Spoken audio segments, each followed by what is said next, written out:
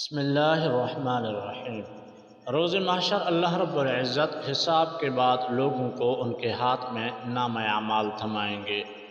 جس شخص کو دائیں ہاتھ میں نامہ اعمال دیا گیا وہ جنت میں جائے گا، جسے بائیں ہاتھ میں دیا گیا وہ جہنم کی آگ کا ایندھن بنے گا۔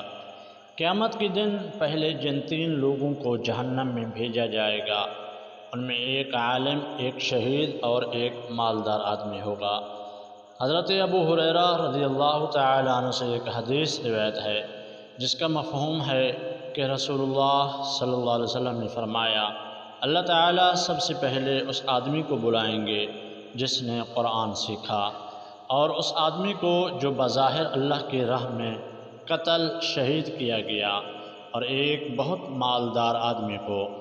تو اللہ تعالیٰ اس عالم سے فرمائے گا کہ کیا میں نے تمہیں اس کا علم نہیں دیا تھا جو کچھ میں نے اپنے رسول صلی اللہ علیہ وسلم پر نازل کیا؟ وہ کہے گا بے شک تو نے دیا تھا اے میرے رب۔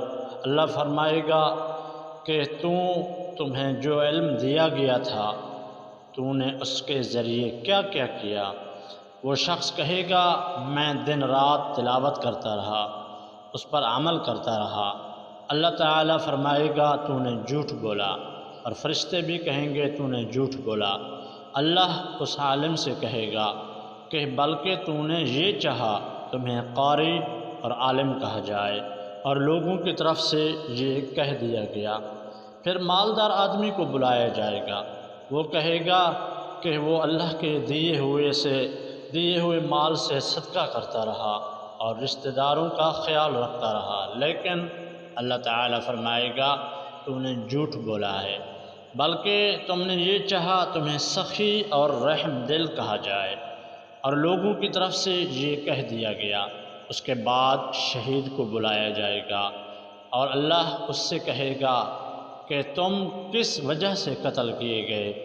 وہ کہے گا مجھے آپ کی راہ میں جہاد کرنے کا حکم دیا گیا تو میں نے قتال کیا، یہاں تک کہ میں تیری راہ میں قتل کر دیا گیا۔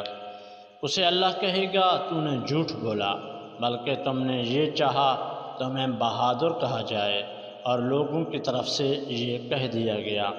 حضرت ابو ہریرہ رضی اللہ تعالیٰ عنہ فرماتے ہیں کہ اس کے بعد رسول اللہ صلی اللہ علیہ وسلم نے میرے دونوں گھٹنوں پر اپنے مبارک ہاتھوں سے ضرب لگائی اور ارشاد فرمایا، اے ابو ہریرہ، اللہ کی مخلوق میں سے یہ وہ 3 لوگ ہیں جن سے قیامت والے دن جہنم کی آگ بھڑک جائے گا۔